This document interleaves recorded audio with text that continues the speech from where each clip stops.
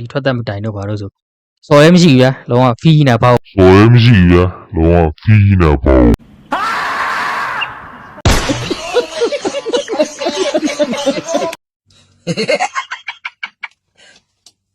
Talo. Sorry. လောအားလုံးပဲမင်္ဂလာပါအဲ့ဒီ Facebook နဲ့ YouTube channel အားလုံးကြိုဆိုလိုက်ပါရှင်းနေတယ်မလို့ဖြစ်တာ operation ဖြစ်တာကြာပြီလုပ်တွေလည်းမအားဘူးဆိုတော့အခုမှပြန်တက်လာတယ်ရင်းလုံးမှာဂျိုးလေးရဲ့ဝေးဆိုတဲ့အချင်းပေါ်ပြီးခဲ့တဲ့ရက်ပိုင်းကထွက်လာတဲ့တချင်းလုပ်တဲ့ချင်းလုပ်ဝင်ဒီတချင်း operation လုပ်ပဲဆိုတော့ဂျိုးလေးအကြောင်းတချို့အဲ့လိုသဘောကျတာလေးတွေရှိတယ်အဲ့ဒါလေးတွေကျွန်တော်ပြောချင်တာလေးရှိလို့ချင်း operation လုပ်တာပါအားလုံးပဲ let's go စလိုက်ပဲ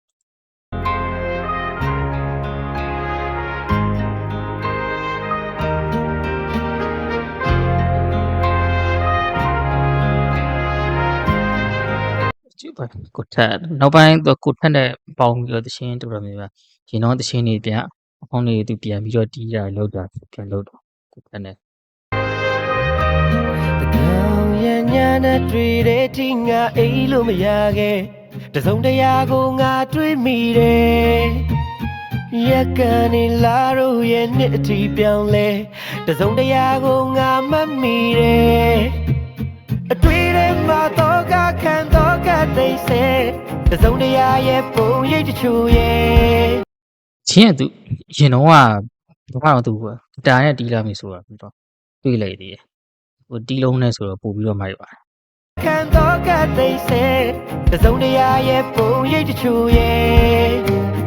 အိမ်မှာတွေ့တဲ့ဒီလာစကားပြောတတ်တဲ့အဖြူရောင်တစုံတရာလေးရဲ့ဟို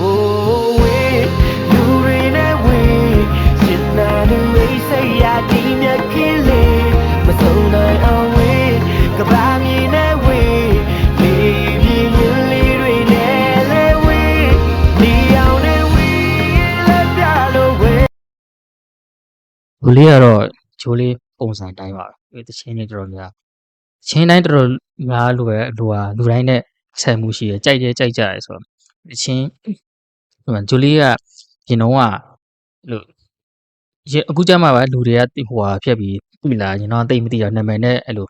လူနဲ့တွဲပြီးမသိရအခုနောက်ပိုင်းမှာသူချင်းနေအဲ့လိုဆိုလိုက်ဆိုတာတို့ဟိုဟာဖြစ်တာနဲ့လူတော်များပြန်သိလာရုံနဲ့ဟိုနဲ့တွေ့ကျွန်တော်ခုနကပရရှိမှာပြောခဲ့သလိုပေါ့ဂျိုလေးအကြောင်းကိုချို့ဟိုဘောကြတဲ့အရာလေးရှိရဲဆိုတာအဲ့ဒါဘာလဲဆိုကျွန်တော်ဂျိုလေးကိုတိတာကြာပြီဗျာတိတာကြာပြီဆိုတော့တော်တော်ကြာပြီဟိုဟာခုနှစ်နှစ်လောက်ရှိပြီထင်တယ်အဲ့လောက်ရှိပြီကျွန်တော်စပြီးတော့ဂျိုလေးတချင်းနဲ့အဲ့တော့နားထောင်တော့ပထမစပေါ်တော့အဲ့တော့ဘာလဲအဲ့ဒီစင်တီပါစီတို့နောက်ပြီးတော့အဲ့ဒီဟိုနေအောင်ပြောက်တဲ့ຫນွေတို့အခုလူတွေတော်တော်များတည်နေတယ်ထွတ်တက်မတိုင်ပြီးတော့အဲ့တချင်းနေပေါ့ချင်းနေအဲ့တချင်းနေမိုက်တယ်ပေါ့ကျွန်တော်လုံးဝဒီရုပ်ကိုလည်းတည်ကျင်တယ်ကိုသဘောကျတဲ့ဟိုဟာဆိုတော့လူတွေကျွန်တော်လိုက်ရှာမယ်ကျွန်တော် Facebook တွေမှာကျွန်တော်လိုက်ရှာဆိုတော့တိတ်မတိကြသေးဘူးအဲ့လိုမျိုးကျွန်တော်နားပုံဝင်ချင်းဆိုရင်တော့တိတ်မတိကြသေးဂျူလေးတချင်းနေတော်တော်များအဲ့လိုကျွန်တော်ကတော့ဒီတချင်းနေနားထောင်ပြီးတော့မိုက်တယ်လို့သူပေါင်လိုက်ရှာတော့တော့သူပါလေအောင်နိုင်ထူးဆိုတဲ့ပေါင်လားမသိအဲ့ဒီကောင်အပေါင်းနဲ့မသူလုံးနေဒီကောင်ကတော့ကျွန်တော်ဝင်ကြည့်တယ်သူကဟိုဟာတွင်းတင်ဖန်တွင်းတင်ရဲ့သူရဲ့ idol ဖြစ်မယ်ထင်တယ်တွင်းတင်ပုံနဲ့သူကနောက်မှာ logo နဲ့ထားတယ်အဲ့ဒါဟိုတွင်းတင်ကြိုက်တယ်ပေါ့နောက်ပြီးတော့သူလိုတဲ့ဝင်ကြည့်လည်းတာမှန်ပဲသူကလုံးဝဆန်ဟိုရှိတဲ့လူတန်းစားလည်းမဟုတ်ဘူးဒါပေမဲ့သူဒီတာမှန်လူတန်းစားပဲဘဝကိုလုံးဝfreedom ဖြတ်တန်းနေတဲ့ပုံစံနဲ့သူ့ရဲ့ပေါင်ထဲမှာတွေ့ရတယ်အဲ့မှာကျွန်တော်သဘောကျတဲ့အချက်ရှိတယ်အဲ့ဒါသူတော်များသိလားမသိလားမသိကျွန်တော်ဂျိုလေးကိုအဲ့မှာသဘောကျသွားတဲ့အကြောင်းအရာတစ်ခုရှိတယ်အဲ့ဒီဟာဘာလဲဆိုကျွန်တော်အဲ့မှာသူ့ wall မှာ live ဝင်ပြီးတော့ကြည့်လိုက်တော့သူတင်ထားတယ်လေးရှိရဗျအဲ့တုန်းကကျတော့ဂျိုလေးတချင်းတော်တော်များများကအဲ့လိုဟိုတော်တော်များများဟိုဟာနားထောင်နေကြပြီနေကြအဲ့တော့အဲ့ဒါရေးထားတာလားဟိုဟာလောက်တာလားမသိဘူးကျွန်တော်ဖတ်လိုက်တာသူကျွန်တော်သဘောကျပါတယ်ဟာလေဗာလေးဆိုတော့သူအဲ့မှာ producer လာပြီးတော့ဆက်သွယ်တယ်ပေါ့ဗျာဆက်သွယ်တော့သူအဲ့ဒါကိုလက်မခံဘူးလက်မခံခဲ့ဘူးပေါ့ဘာလို့ဆိုတော့သူ့ရဲ့တချင်းတွေကိုပဲ သူကိုယ်တိုင်အဲ့လိုမျိုးသူ့ရဲ့ပတ်စံနဲ့ပဲဖုန်းနိုင်နေသူအဲ့လိုမျိုးသူထုတ်သွားမယ်ဆိုရင်အဲ့လေးသူကြီးတော့ကျွန်တော်သဘောကျသွားရလားဘယ်ကလို့အောင်မြင်မှုသူကအရင်အောင်မြင်မှုမအောင်မြင်ခြင်းဘူးရသူပြောတဲ့အထက်မှာပတ်စံလည်းဟိုဟာအောင်မြင်ခြင်းတဲ့ထဲမှာလည်းမပါဘူးနောက်ပြီးတော့အဲ့လိုသူတည်သွားလို့ရှိရင်သူတချင်းလေးတွေကြံခဲ့လို့ဆိုအဲ့ဒီဟာလေးကျွန်တော်တွေ့တယ်သဘောကျသွားလုံးဝဘာလို့ဆိုဗျအဲ့ဒီဟိုဟာတော့ဆိုရင်သူတော်များများဒီဟာမျိုးဒီ producer တွေပဲလို့ဆိုလုံးဝနာမည်ကြီးခြင်းလို့အခုဆိုရင်နာမည်ကြီးပောက်ကဲလုံးနေတဲ့ခဲ့မှာဒီလိုမျိုးရှိလို့ချိနေသေးလားဆိုသဘောကျသွားတယ်အဲ့ဒီချက်လေးကိုအဲ့ဒီချက်ကဘာနဲ့တူတယ်သူရဲ့ဒီသဘောကျတဲ့ artist ဒီစံနမူနာအချက်နဲ့လည်းတူတယ်ထင်တယ်ဟိုဟာနဲ့ဒီထွင်းတင်ကလည်းအဲ့လိုမျိုးပေါ့တီးပြီးသားပြင်မဲ့သူဆန်သူ့ရှိုးပွဲလာငှားလို့ဆိုရင်တော့သူ့အမေသုံးမှုရှိသေးလားသုံးမှုရှိရင်သူမလိုက်ဘူးသုံးမှုမရှိမှတော့သူလည်းအဲ့လိုလိုမျိုးအဲ့ဒီစိတ်ဓာတ်တွေကိုလေးစားရတယ်အဲ့တော့ဂျိုလေးကအဲ့ဒီတွေကကျွန်တော်ပြီးသွားတော့သူကဒီလိုမျိုးစိတ်ဓာတ်လေးရှိရဲ့အဲ့ကြောင့်ဒီလိုလူမျိုးကအပေးအသင့်တဲ့ထဲမှာပါတယ်ဆိုတာအကြောင်းဒီတချင်းနဲ့တော်များအတေးကကျွန်တော်ကြိုက်ခဲ့တယ်အဲ့တော့ဒီထွက်သက်မတိုင်တော့ဘာလို့ဆိုစော်ရဲမရှိဘူးဗျာလုံးဝဖီးနေတာပေါ့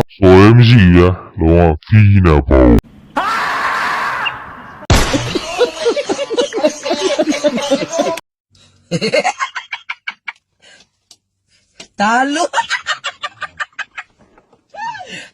Sorry. ဖမ်တီဖီးရဲ့တချင်းတွေကလုံးဝမိုက်ပါတယ်အဲ့ဒါစကားပြောရများသွားတယ်တချင်းစနားထောင်လိုက် ကဘာချလို့ဝေးနေချင်တဲ့လူကြီးမနေတနေရလို့မရှိတဲ့လူမျိုးဒီနေလေပဲက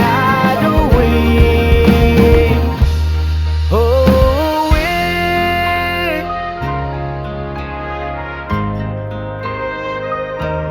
ကျူတရန်လေးတဲ့ငါညလုံးငါသိစီခဲ့သလားတစုံတရာရဲ့ပုံရိပ်တချို့အားအခုတီပါမင်းရဲ့နဲ့တွေမေးလို့လည်းမရဒီအချိန်ထိငါမမိသမျှ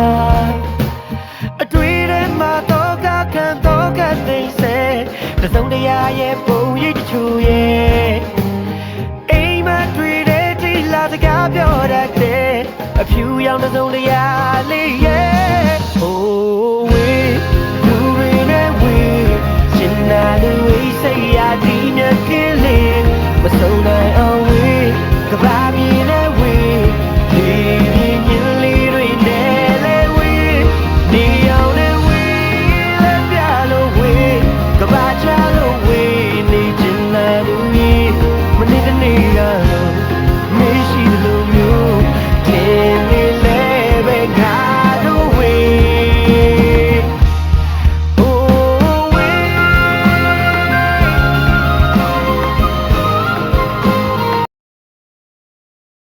ဂျိုလေးတချင်းတွေကိုဘာလို့ကြိုက်ကြလဲဆိုတော့သူ့ရဲ့လို့တချင်းရေးတဲ့ lyrics ကဘယ်လိုများရဲ့ခံစားချက်နဲ့တွားပြီးတော့ဟိုဖြစ်တယ်အဲ့တော့ကျွန်တော်ကတချင်းနားထောင်လို့ရှိရင်ဘာကောင်းမှတော့မဟုတ်ဘူးဒါပေမဲ့ကျွန်တော်တချင်းနားထောင်ရင်ဟိုဟာဘယ်တချင်းမဆိုကျွန်တော် lyric ကိုနားထောင်တယ်ကျွန်တော် lyric ကထိတ်ဆက်မိပြီးတော့အဲ့လိုမျိုး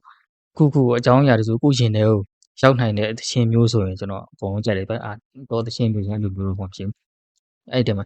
ဂျိုလေးတချင်းတွေကိုနားထောင်ပြီးတော့သဘောကျရတယ်ပေါ့ဒီသချင်းတွေကလုံးဝဒီဖီးတော့မတော်တော်များလေးခန်းစားချက်နဲ့တိုက်ဆိုင်မယ်တယ်ပါတယ်အဲ့လိုအသေးကွဲလို့ရှိရင်တော့လုံးဝခင်ဗျသွားနားမတော်ပူပြီးတော့တက်တွေပါကွဲကုန်မယ်အဲ့လိုမျိုးရမ်းကောင်းပါတယ်ဂျိုလေးခုနကျွန်တော်ရှေ့မှာပြောခဲ့တဲ့ဟာလည်းဒါဂျိုလေးကြောင့်ပြီးတဲ့လူလည်းရှိမယ်မသိတဲ့လူလည်းရှိမယ်ကျွန်တော်သဘောကျတဲ့သူရဲ့စိတ်ဓာတ်လေးပေါ့အဲ့ဒီမှာအဲ့ဒီကနေသူတချင်းနဲ့တော်တော်များကျွန်တော်နားထောင်ပြပါသူ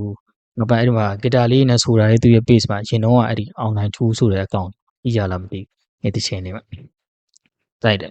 သူတချင်းနေတာတော့ဒါပေမဲ့ဒီဘဲနဲ့ကျွန်တော်လည်းတိုက်ပြီမဲ့သူတူတဲ့ချက်တစ်ချက်ရှိတယ်အဲ့ဒါကဘာလဲဆိုတော့ဘဲကဘာဥဖန်ဖြစ်နေဒီဘာဥဖန်တော့ကိုကဒီမှာသိရတဲ့အတိုင်းဘဲနဲ့ဖန်ဒီဘဲကဟာဘဲလေဘာဥဖန်ကြီးဖြစ်နေတယ်ပေါ့ဘဲနဲ့ဖန်တာဆိုဘယ်လောက်ကောင်းမလဲဆိုပြီးတော့ပြင်ဒါပေမဲ့တချင်းတွေကတော့လုံးဝကြိုက်တယ်ဘိုင်းထွက်တဲ့အထက်မှာ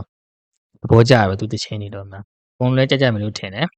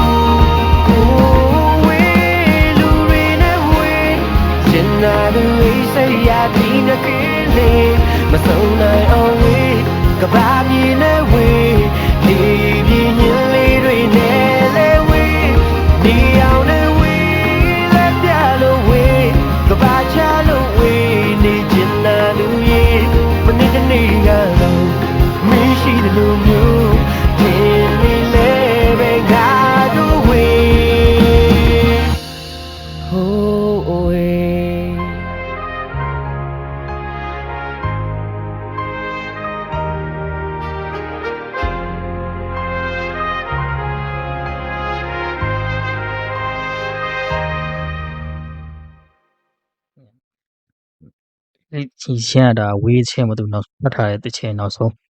ဒီကအတန်ကဘယ်လိုလဲအဲ့လိုမျိုးယူနာတန်ပါတယ်ဗျာအဲ့ဒီဟာလေ9000လိုက်တာနဲ့ရင်ထဲကိုလိုမျိုးတန်းပြီးရောက်စီတယ်လိုက်တစ်ခုရှိတယ်ဒီဟာလိုက်တယ်နောက်ထပ်လည်းဒါဂျိုးလေးတချင်းကိုလည်းကြိုက်ကြမလို့ရှိမှဒီနောက်ထပ်လည်းဂျိုးလေးအနေနဲ့ဒီချက်ပို့ပြီးတော့သူအောင်မြင်မှုမလို့ခြင်းမှုဆိုအောင်ဒီချက်ကောင်းတဲ့နေရာတစ်ခုနဲ့ဆိုတော့သူကြိုက်တဲ့တချင်းတွေကိုလည်းဒီချက်ကောင်းအောင်ပို့ပြီးလုံနိုင်ပြီဆိုတော့ကျွန်တော်စတောင်းပေးပါအားလုံးကြည့်ရှုပေးတဲ့အတွက်အားလုံးကျေးဇူးတင်ပါတယ်ဂျိုးလေးတချင်းလည်းအားလုံး peace နောက်ပြီးဗီဒီယိုတွေမှာပြန်တွေ့ကြရဗျာ